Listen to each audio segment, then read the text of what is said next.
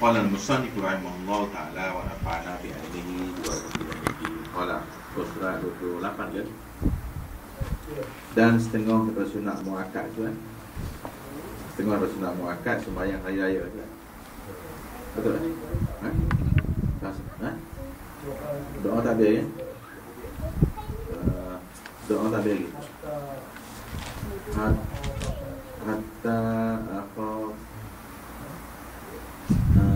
Hatta aqafaka tu kan. Wa irfana ahlal ilmi hatta aqafaka tu kan. Wa irfana ahlal ilmi, dan makrifat ahli ilmu, bukan makrifat ahli semangat. Makrifat ahli ilmu. Banyak orang semangat ilmu tidak ada, semangat dakwah, semangat jihad, tapi ilmu tidak ada. Kita naknya semangat tu wa irfan ahlul ilmi. Kita semangat berserta dengan ilmu. Sebab itulah kita kata ilmu apa hal ilmu saudara. Kalau semayang tu wajib, maka ilmu mengatasi dari wajib semayang. Sebab kalau tak ada ilmu, tak ada semayang. Bila berperang wajib, ya, belajar tentang perang lebih wajib. Kalau tidak, kita akan melakukan dosa dan peperangan. Kita akan melakukan dosa dan peperangan. Semayang wajib, kita tak tahu, kita akan melakukan dosa dan semayang. Berjuang wajib, kita tak belajar dosa dan perjuangan dan sebagainya. Maka oleh sebab itu, kalau kita nak belajar apa sahaja benda pun, wa irfana ahlal ilmi, biarlah kita ketakutan kita, ke jihad kita bersama dengan ilmu. Hatta akhafaka, sampailah aku benar-benar takut kepada Engkau ya Allah. Macam tu. Allahumma inni as'aluka, Tuhanku berikanlah kepada aku minta dengan Engkau, as'aluka makhafatan tahjuzni an ma'asika, satu ketakutan yang boleh menghindarkan aku daripada maksiat kepada Engkau. Boleh menyebabkan dengan ketakutan aku ini, boleh aku menghindarkan daripada maksiat kepadamu. Sudah sekarang nak lari pada maksiat, aku nak minta dengan Tuhan juga.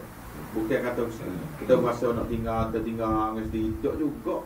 Kalau Tuhan tak izin, kita tak boleh tinggal maksiat.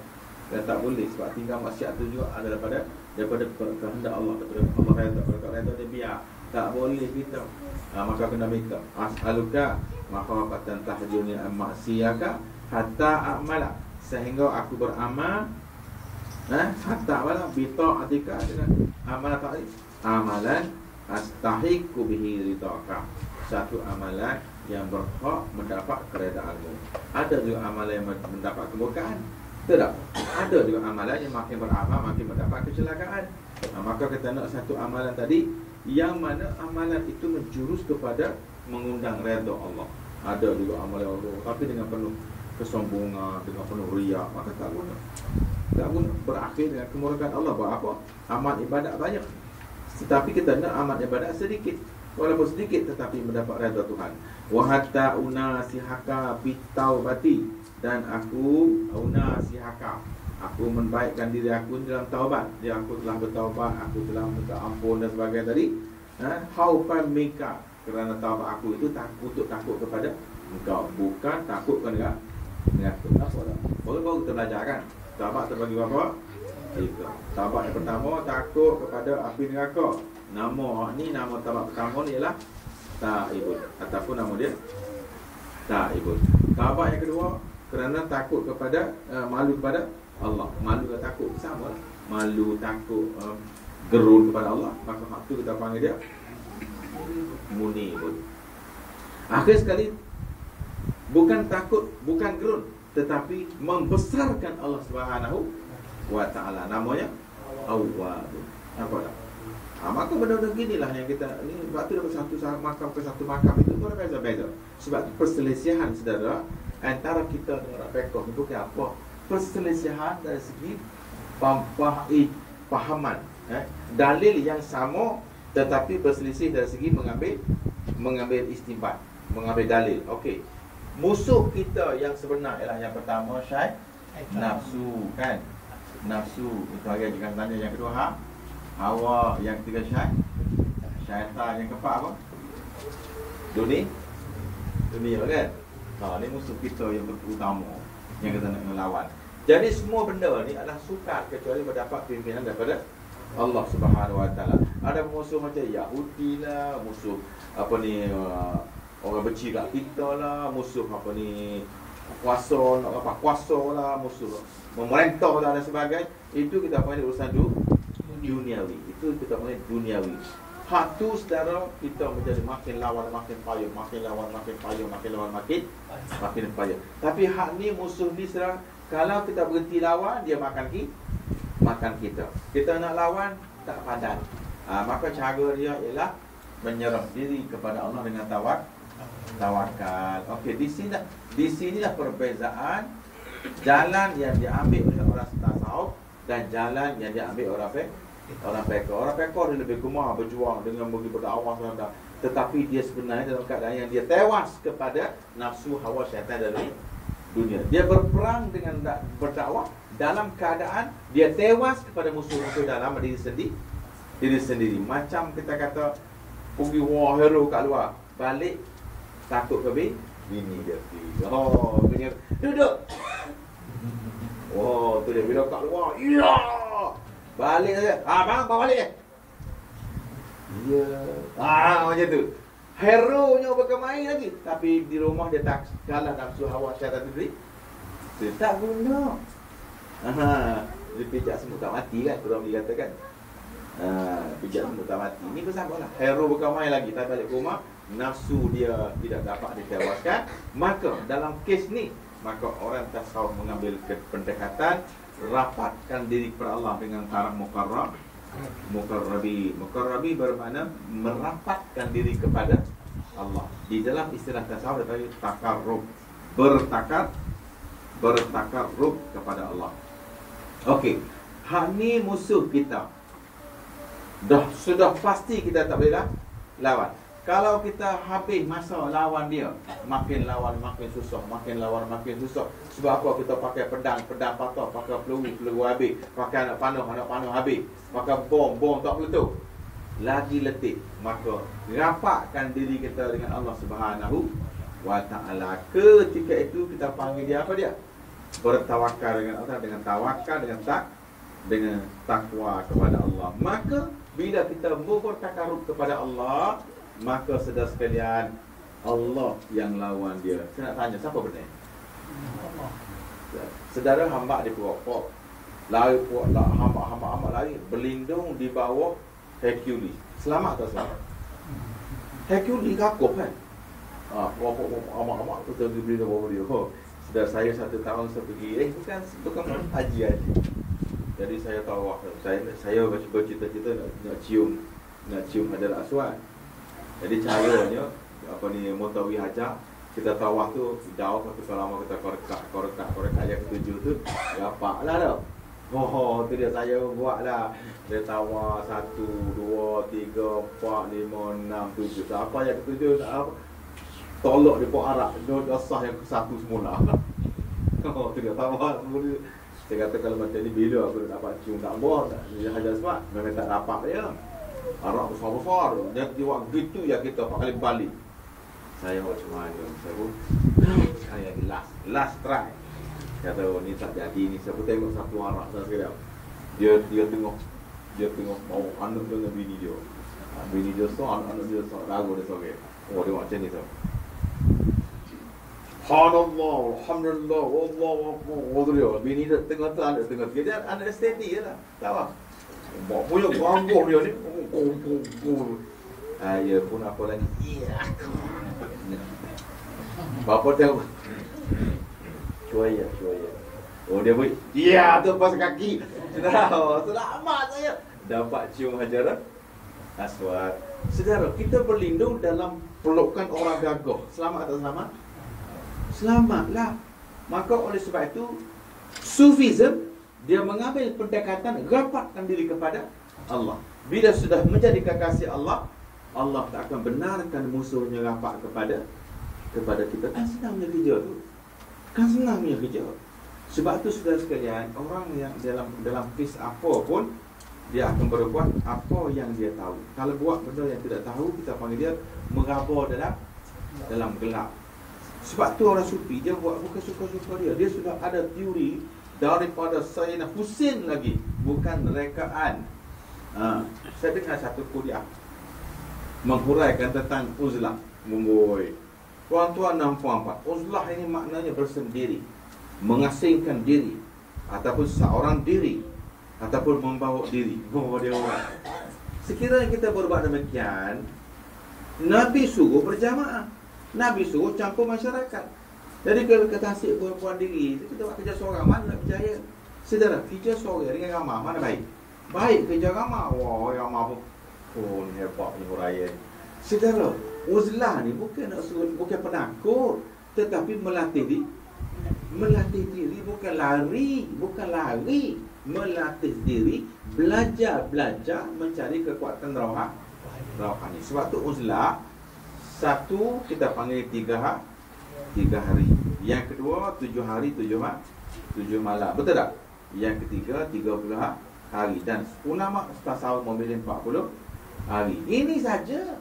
Bukan lari seumur hidup. Saudara, ada kita harap pergi Sungai Sel seumur hidup. 2 bulan sekali, 22 malam. Tak ke siapa nak cerah. Oh, maknanya. Ya? Melatih saja. Dia pergi ceramah seluruh masjid, saya dengar, melarikan diri daripada masyarakat. Hak tu saudara, nak jadi orang asli.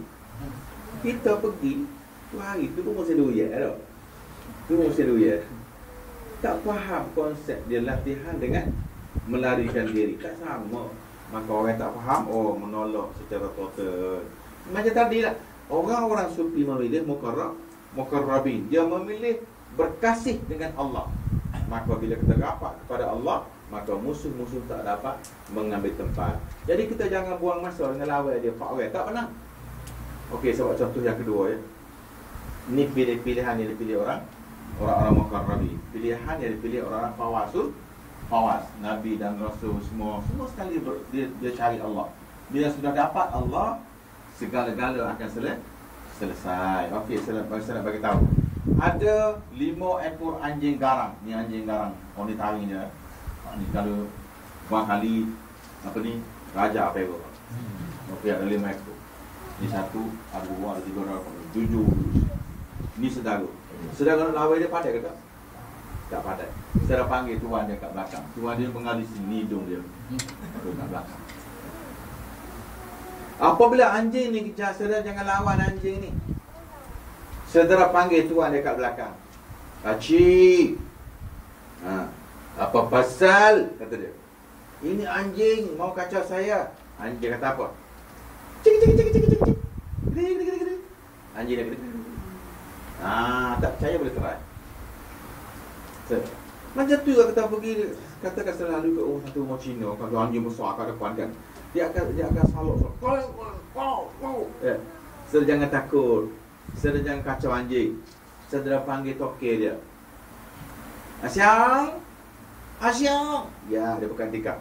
Siapa? Saya, dia punya kawan lah. Nanti dia panggil anjing dia. Johnny. Betul tak? Kalau saudara lawan ini anjing, saudara jawab dia, I see you. Jadi sufi pilih muqarrabin kepada Allah, rapatkan kepada Allah. Saudara sekalian, jadi bila kita rapat kepada Allah sekalian, setakat anjing dia raja bengok tak ada apa. Raja dia bawa anjing sini Memang dia ada. Tak ada. Ada perpindah. Oh. Tu jangan main-main anjing. Jadi saya sekalian, inilah jalan kita. Hadza sabil. Dan satu lagi konsep yang dia dilupai oleh orang awam, orang pekom ni, dia direct to the point. Kita tidak cari sumber masalah. Satu pokok buah yang baik mesti hasil pokok yang baik. Pokok yang baik hasil daripada tanah yang baik, benih yang baik. Tanah yang baik hasil dari penjagaan yang baik, baja yang baik, siraman yang baik. Jadi sufi pergi ambil situ. Awak pakai baja apa? Benih apa? Benih malinja ke? Benih masuri ke? Sampai biji berapa satu tangan apa benih ni? Maka sufi dia pergi situ. Dia pergi kepada asal motif pokok kejadian tu apa. Jadi sudah tengok Al-Quran kata, masa Nabi SAW kan, Nabi menangis. Bila Jibril datang, ya Rasulullah, hari ni hari terakhir kau. Dia akhir Nabi tanya, ya Rasul, ya Jibril, kata dia, Nabi kata aku apa, siapa nak jaga umat aku, kata dia. Nangis dia, nangis. Jibril tanya, kenapa kamu nangis? Ha? Malah tak beki ya Muhammad. Rasulullah kata, aku sedih, siapa nak sambung kerja aku? Maka Jibril berkata, ya Tuhanku, kenapa ya Jibril, kenapa hamba aku menangis? Ya Tuhanku, dia menangis kerana tak sedih selepas ni, siapa nak sambung kerja dia. Maka Allah Ta'ala kata, tak apa, al-ulama warasatul anbiya, ada penyambung dia. Al-ulama warasatul, ni penyambung dia. Okey, so sekarang tengok pelacik sini ya. Apabila ulama penyambung kerja dia, apa sifat ulama? Apa sifat ulama? Dia paling bertakwa. Innama yakhshallaha min ibadihi ulama. Innama yakhshallaha min ibadihi ulama. Kenapa ulama dia entitled menjadi pewaris Nabi? Sebab dia yakhshallah, dia bertakwa kepada Allah. Orangnya bertakwa kepada Allah. Maka sebab itu dia entitled menjadi pewaris Nabi. Siapa dia orang bertakwa? Dia orang yang sudah berjaya. Siapa yang berjaya? Orang bertakwa. Siapa orang berjaya? Ulaika humul muflihun. Betul tak?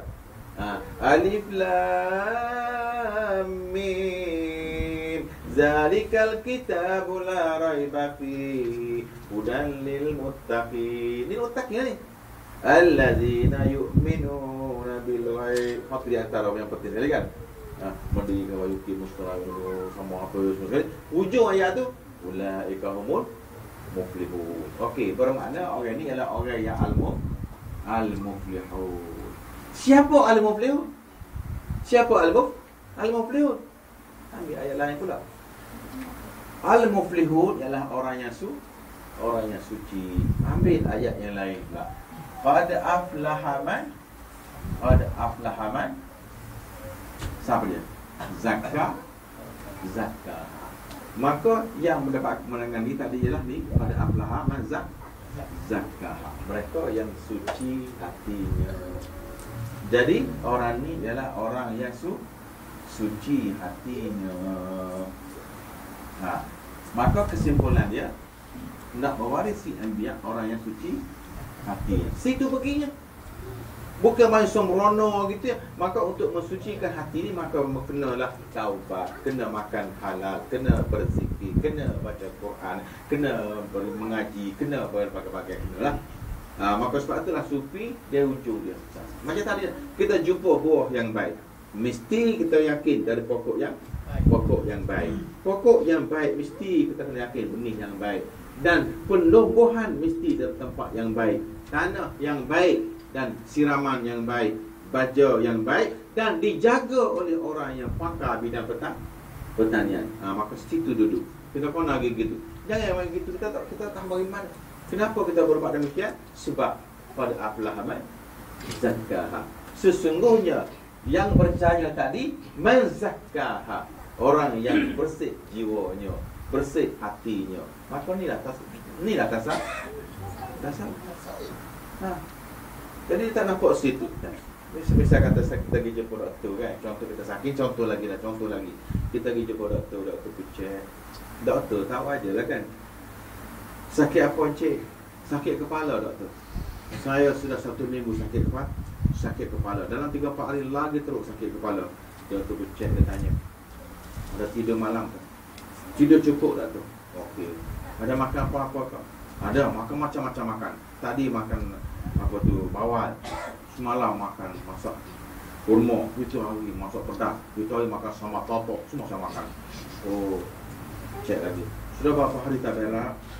Sudah 3 hari dah tu. Oh, okey. Nanti saya bagi ubat, balik makan betul-betul, you okey. Sakit kepala hilang. Okey, terima kasih. Pergi kat misi pun tanya, cik ni yang lupa makan ubat. Ubat apa ni misi? Ini ubat berak. Ini doktor bodoh ke apa? Saya datang sakit kepala, bukan nak berak. Saya datang sakit kepala. Apa pasal doktor bagi ubat berak? Cuba saya jawab. Sebab sakit kepala, sebab tak baik buat 3 hari. Itulah dia. Dia nak tahu sumber penyakit tu apa. Awak yang jadi susah sangat mengajar. Awak tak dengar kata kau dah, anak tak dengar kata, bini tak dengar kata kau, anak murid asal cerita masuk ke itu baik bukan, masuk gitu. Berdakwah jekil lah sejuta umat. Seorang anak, seorang abu tak dengar kata dia. Kerana apa? Kerana dia menanam ilmu di lidah, bukan menanam di hati. Saudara, ilmu di lidah akan melahirkan di telinga, sampai di telinga, keluar melalui telinga. Ilmu mesti daripada hati keluar ke hati. Saya tulis jadual dia ya. Ni kita punya refresh lah ya. Pelajaran ni kita campur-campur lah. Hikam pun ada, Minhajul Abidin pun ada, apa ni macam-macam. Jadi nak bagi dia counter belajar bab semayang. Okey, ini kalbu. Ini hati kita. Sekarang kita sudah bersih hati. Ilmu duduk di dalam. Ilmu pun ada, ilham pun ada, takwa pun ada, iman pun ada. Duduk dalam ni belaka. Maka kita bercakap. Kita bercakap melalui lidah. Ni dia. Kita bercakap menggunakan kalbu. Maka akan masuk di telinga dan turun ke kalbu. Sebab apa? Kita menggunakan insting hati yang suci. Saya tak percaya boleh buat satu ujian kesucian hati punya rahsia ya. Saya letak ibu 3 orang perempuan, 4 orang perempuan. Kemudian letak seorang bayi. Salah seorang ni anak dia lah. Anak dia ya. Dan letak 4 perempuan ni sama pakai pordok berapa. Jangan bagi nampak putih mata. Jangan pakai nemtek, takut anak dia baca nemtek cari mak dia. Jangan baca nemtek, jangan buat nemtek. Ambil seorang bayi, lepas bayi ni. Dalam 4 orang agak dia cari siapa? Dia cari mak dia. Dia bau dikeluarkan oleh hati. Anak kita sama. Anak kita yang kita tidak bertemu sudah 25 tahun. Balik ke rumah. Apa rasa pening? Lain macam lah. Awak ni siapa? Cek rupanya anak dia yang dia tak pera, yang kakak dia pera. Dia akan masuk ke hati. Sebab apa? Dia pernah kasih orang ini melalui hati. Dan rasa ini akan berjangkit masuk semula ke hati. Hari ini kenapa kita tak dapat ilmu? Kenapa kita tidak dapat beramal? Kenapa kita tak dapat menghayati Islam? Sebab yang kita dengar itu ilmunya berada di lidah, bukan di hati. Itu sebab qad aflaha man zakkaha. Kena selesai dengan ni. Qad aflaha man zakkaha. Selesai di sini. Bila selesai di sini, settle di sini, baru keluar melalui lidah dan masuk ke telinga kawan ni dan masuk semula ke hati. Daripada hati kembali ke hati. Transfer gitu. Lebih-lebih lagi kalau kita pergi mengajar tu perasaan benci. Habis terus tertutup. Dia kena terus menggunakan penuh kasih sayang. Nabi SAW nak mati dah, saat-saat akhir dah. Jibril mari, dia tanya soalan pertama dia apa? Wahai Jibril, apa nasib umat-umat? Itu soalan pertama. Jibril kata, ya Muhammad, umatmu di belakangmu sudah pun munafik sebanyak 313. Allah, Nabi hidup lagi sudah murtad 313. Di belakang Nabi sudah ada orang munafik 313. Apatah lagi di belakang kita. Di belakang Nabi sudah ada 313. Nabi tak tahu. Nabi Jibril tahu, beritahu kau tahu. Nabi bukan tahu juga pun. Nabi diberitahu oleh Jibril. Ni dia orang kata tahu segala-gala. Apa dia kasyaf? Bohong. Nabi sendiri pun Jibril yang bagi tahu. Yang dia tahu tu bukan tahu sekali-sekala. Inilah dia. Hati keluar ke hati. Kita boleh rasa orang tu jahat kerana dia hati dah jahat. Bila hati jahat masuk ke hati kita akan jawab orang ni jahat. Macam tu bukan dia tahu, dia tak tahu. Tetapi peranan hati memberi kesan besar kepada para nabi dan para alif ulama. Tu saya sampai tukar kitab kan.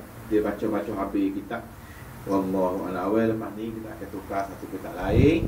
InsyaAllah kitab ni berat sikit lah kata. Dia pun tengok jauh. Dia tidak boleh tukar-tukar. Pokok mu tak kerti kata dia. Tak jadi. Sebab apa? Dia takut orang tak boleh faham. Ni dia ceritakan. Jadi Benda ni kena faham betul-betul ya. Pada perbezaan pengajian kita dengan fiqh di sini ya. Dia ambil daripada luar, kita ambil daripada dalam. Saudara pergi ke istana, saudara dijemput makan ke istana raja, masuk pintu depan menghadiri jamuan, dengan masuk ke dapur, siapa lebih kenyang? Siapa lebih kenyang? Mestilah masuk ke dapur. Dia jumpa drumstick. Wah, jumpa aiskrim. Dia masuk ke depan, duduk atas meja, tu dia. Tangan tak boleh bergerak, suruh gerpu satu. Nak tunggu raja makan pun boleh makan. Macam satu roti ke ujung sekali tu, dia punya usaha dia kata semua dah raja makan, baru makan. Makan pun orang lain sentimental je makan. Lepas tu bila raja kena letak sekali. Tak boleh jamu dah, raja dah berhenti. Lapar sudah, balik makan ke restoran mula. Balik cek kedas mula. Tapi kalau masuk ke dapur, bawa guni. Saudara sekalian, bila kita rapat dari dalam, apa saja akan diberi. Yu'til hikmata man yasha, faman utiya hikmata faqad utiya khairan katsira. Tuhan akan beri ilmu hikmat kepada siapa yang dia suka, dan siapa dapat ilmu hikmat ini bermakna dia akan dapat segala-gala. Buka hadis dia faham, hadis bukan Quran faham, sama Al-Quran maka itulah tak setuju. Inilah kenapa kena hatta unasihaka. Aku membersihkan diri untuk engkau ya Allah, pi taubat dalam pengambil taubatku, haufan kerana aku taubat, aku takut padamu, bukan takut pada aku. Tu beza dia. Minka wa hatta ukhlisalaka, dan sehinggalah aku benar-benar suci ikhlas kepadamu, bin nasihati di dalam urusan taubat tadi, laka hubban laka, kerana cinta kepadamu ya, hatta atawakkala, sehingga aku mencapai taraf tawakal tadi yang satu mula-mula tadi, alaika fil umuri, dan semua urusan kulliha semuanya, husnaz zanni, baik sangka aku kepadamu, maka aku yakin kamu akan berada di sebelahku, di pihakku. Subhana khaliqin nuri, maha suci Tuhan yang menjadikan cahaya. Kenapa dia guna cahaya pula? Kerana hidayah, takwa, iman, ilham semua mari belakang. Setelah kita selesai taubat tadi, taubat apa dia? Taubat yang nasuha tadi. Saya ulang yang kita buat waktu subuh, yang kita buat waktu subuh sekarang. Yang kita buat subuh saya ulang balik supaya saya dapat keyakinan dia. Semua benda dia tidak sudah dengan pekoh yang pertama, betul tak? Kalau kita amalan dia mesti solihah. Kalau amalan solihah. Kalau taubatan nasuha. Itu dia. Nasuha. Kalau halalan tayyibah. Itu dia. Dia kena ambil hati. Semua sekali. Kalau iman, kalau Islam, dia mesti pergi kepada imanan. Lepas tu kita doa imanan kamilan, siddiqan, meminta. Lepas tu kalau kita amal saja tidak salah, inilah fiqhnya. Kita tidak transfer kepada mutu yang Tuhan nak. Kita tahu batan betul, tapi nasuha tak sampai. Kita halal, memang halal. Malam tadi, semalam berita TV keluar balik dah. Penyembelihan ayam yang tidak sempurna, dia injection. Kemudian bila ayam dah tak larat nak berjalan, baru dia sembelih. Dan sembelihan ini semua yang tidak boleh dimakan. Sebab apa? Darah yang keluar tidak sampai ke diperlukan oleh syariat. Darah yang keluar itu terlalu sedikit. Kan saya dah cakap, darah yang keluar mesti darah mazbuk. Darah yang ada pressure keluar tu tadi. Bila kita sembelih, dia keluar darah tu begitu. Tapi kalau kita keluar darah mampu dah. Ayam itu dikira ayam mampu, bukan sembelih. Baru keluar semalam TV. Sekarang ni dikajian dia patah khas balik. Dah lama dah kita tahu. Sebab tu memang halal. Sebab kita tidak wajib pergi cek pusat penyembelihan dia, cek pisau dia, cek sampai tak payah. Tetap sudah halal, tetapi tidak tayyib. Begitu juga Islam, tidak tingkat kepada iman. Mari kita menegakkan Islam. Bila nak menegakkan iman? Bila nak bawa kepada iman? Asal Islam, tak mau hidup Islam. Kiamat Islam itu. Islam saudara adalah kegunaan di dunia. Iman untuk kegunaan di akhirat. Kalau kita tak tak package tak dia ni terus. Jadi sudah bawa kepada unasiyah kapita bati khaufan. Bawa kepada khaufan. Binasih hubban laka hatta atawakul aika fil umuri kulliha. Dalam urusan semua benda. Dalam urusan kehidupan kita dan sebagainya, husnul zanni.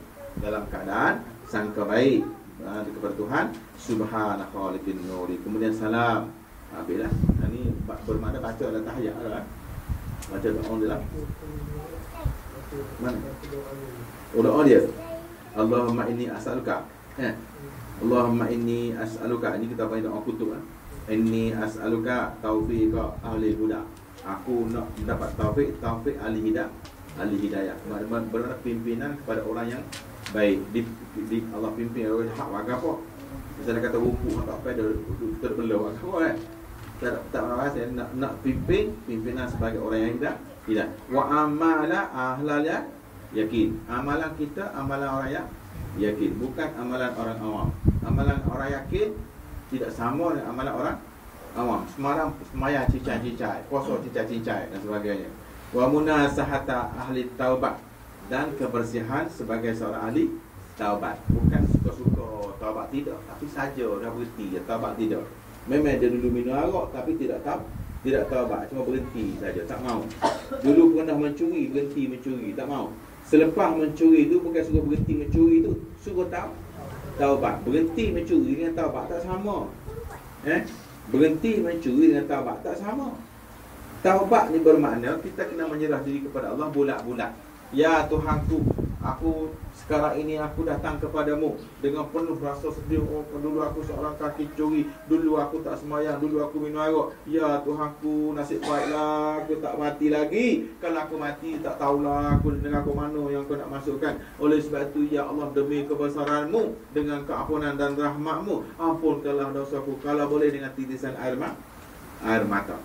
Dan kalau mengalir air mata kerana sedih tadi, kerana dosa tadi, maka Nabi berjanji titisan air mata menyesal dosanya tidak akan disentuh oleh api neraka. Itu bukan nama taubat. Itu bukan nama taubat. Ini tak minum arak dah. Dulu minum, sekarang tak ada dah, saya sudah taubat. Mudah taubat. Orang tua pakai taubat ulu. Taubat ulu golok. Taubat golok. Okey, tak ada. Wa azma ahla sabri, dan cita-cita sebagai ahli sabar. Cita-cita kita bukan ahli sabar. Cita-cita kita hanya temporary. Ada problem lah lagi. Dia nak cita-cita kita di ahli sabri. Maknanya apa halangan pelita, aku akan cuba menentangnya. Itu baru cita-cita yang sebenar. Saya bercita-cita nak belajar. Tengoklah kalau tak ada apa-apa lah. Apa-apa saya lagi. Tak mau. Kita nak wa azma ahli sabri, wajidda ahli khasyah, dan kesungguhan kita kerakusan kita dalam ibadat sebagai ahli khasyah, takut kepada Allah, bukan nak kejar pahala, bukan nak kejar pangkat, bukan nak kejar, tapi kerana gerun kepada Allah. Wa talaba ahli raghbah, dan tuntutan aku sebagai tuntutan ahli raghbah, mana nak sungguh-sungguh, bukan nak main-main. Dia sanggup tidur bawah tangga lah. Sanggup tidur bawah tangga. Nak sungguh-sungguh, bukan nak main-main. Dia sanggup buat apa saja. Ahli raghbah, yang sanggup mengharungi lautan api. Apa? Lautan api ya? Hujan batu dan lautan api. Oh iya, mari hujan renyah-renyah lah kita. Maknanya tuntutan yang sungguh-sungguh. Wa ta'abbuda ahlal wara'i, dan pengabdianku sebagai orang yang warak, bukan abdi orang yang pekok sambil buat. Ada satu orang semaya selama, orang ni hebat lah, memang azal purio, bila purio, email purio, siuk purio, orang hebat. Dia tengah-tengah semaya, dia bukan dia jawab orang lepas saya tu terus kan Sami Allahu liman hamdah. Wah, tu pakai buah kami punya lagi lo, orang tua dah, cicit dah ada bakal.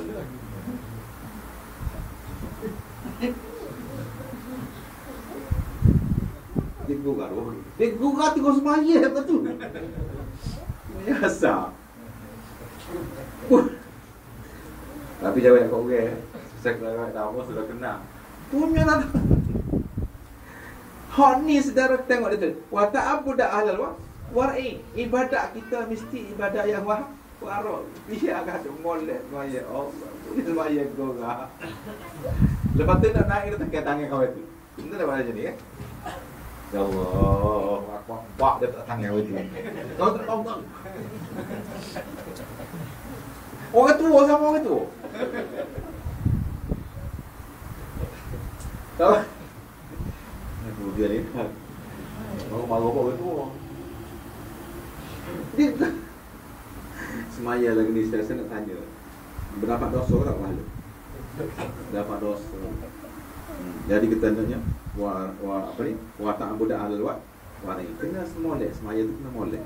Dia tu kuranglah semaya boleh tekuk tangan orang lah. Pepak kawan ni aduh. Tak benda lah. Dah tua pula tu. Wallah. Tapi kalau azan nombor 1 tu. Kalau yang gaji tak apa. Jadi wa irfan ahli ilmi dalam maksud banyak kan. Irfan mana makrifat wali kita ni, sufi kita ni ahlal ilmi. Biar disusuli dengan ilmu. Biarlah kita belajar tu apa tak apalah. Biarlah pagi-pagi dah. Lepas-lepas makhluk, lepas-lepas tak jadi, lepas-lepas taranum. So hari ni buat apa lagu sedap lah. Dia main. Kena wala amna. Nak lomo kita. Kena orang sama sedap ke. Marilah tuan-tuan pagi-pagi kita belajar Quran. Tapi kita tak belajar alif bata aja main. Jadi benda gini kita panggil dia apa panggil? Ahlal ilmi. Wa irfan ahlal ilmi. Hatta akhafaka.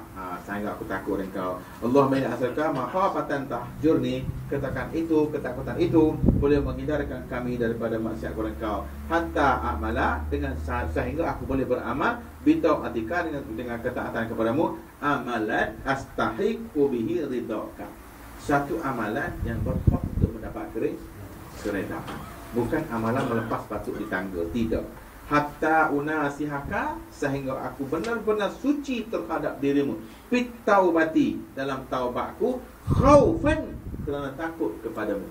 Bukan kerana takut api neraka, tapi takut kepada Allah, malu kepada Allah, gerung kepada Allah. Wa hatta ukhrisa dan setelah kesucian itu dapat aku miliki laka bin nasihati di dalam semua kebersihan tadi, hubbal laka tanamkan pula rasa cinta aku kepada engkau. Wa hatta tawakkala sehingga aku dapat capai taraf tawakal. Dah capai tawakal pula, alaika fil umuri kullaha, semua sekali husnuzan, maka aku menjadi orang yang baik sangka kepadamu. Maknanya sekarang kita yakin Allah sayang kepada kita. Setelah amalan kita baik, perbuatan kita baik, taubat kita suci, maka kita, ya Tuhanku, aku yakin kamu sayang kepadaku. Itu nama husnuzan. Tapi kalau yakin tak semaya, tapi walaupun aku tak semaya, aku yakin Tuhan saya, aku gila. Dah kita buat benda baik, semua kau boleh yakin. Buat hati dah. Ya, tu aku suruh kamu lah. Tapi aku tahu mu mesti percaya kan? Sebab aku buat sepenuh hati dah. Barulah husnuzan bika subhana khaliqin nuri. Maha suci Tuhan yang menjadikan cahaya. Jadi kalau kita minta semua tadi cahaya. Nur kan? Nur hidayah, nur warok, nur ilmu, nur yakin, nur ikhlas, nur taubat. Semua sekali bentuk nur semua berlaku. Husnuzan ni. Husnuzan. Kalau kita orang baik keluar panggil husnuzan lah. Tapi bagi macam kita baca dalam tu zanni. Zanni. Zanni. Husnul pasal ada pi itu fil umuri kulliha. Husnul zanni. Zanni kita subhana khaliqi nuri. Husna zanni subhana khaliqi nuri. Itu kita panggil majrur bil fa. Ada belakang tu pi kan? Pi itu nuri lah. Nuri. Khaliqi nuri. Khaliqi nuri. Pasal apa? Pasal ada pi. Alaika fi umuri kulliha husnul zanni bika subhana khaliqi nuri. Tu kita panggil majrur. Majrurun bil ba, majrurun bil fa. Huruf ja ni banyak. An wa ila wa an wa ala fi ruba wa rafa wa kafala. Masuk hak ni huruf jadi bagi bawah. Masuk hak ni bagi datang. Masuk anna bagi dak, masuk datang. Masuk an lan tan lan nan jadi yang bagi datang. Masuk ruba wa rafa wa kafala ni bagi bawah. Dia panggil huruf ja. Majrurun bil fa, majrurun bil ba. Macam wow pun sama juga huruf sumpah. Huruf sumpah dia kena bagi bawah. Misalnya kata wallah kan, wallahi. Tu dia. Watallahi. Wallahi watallahi wabillahi wabillahi. Ni batawa ni kita panggil huruf sumpah. Ni kita panggil huruf kasam. Huruf kasam. Huruf kasam pun sama juga. Kerja dia mau bagi bawah ke orang lain. Bila mari dia jadi bagi bawah. Selain daripada tu, min wa ila wa an wa ala wa fi wa ruba wa rafa wa kafala. Huruf ba pun sama juga ya. Ba macam kata ba pula. Masuk huruf ba, bis mi. Tu dia. Lepas tu dia punya khabar dia pun bismillahi rahmani. Abi Omar kata dia. Sebab tu jadi khaliki nuri. Bil umuri kulliha husnul zanni subhanaka. Apa tu masuk apa? Khaliki. Boleh boleh apa? Sama. Hari dengan Allah ni bagi lah makan. Pergi belah kepala berang makan. Pergi belah ala ko salur sikit makan.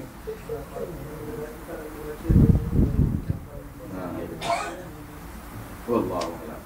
A'udzubillahi minasyaitonir rajim.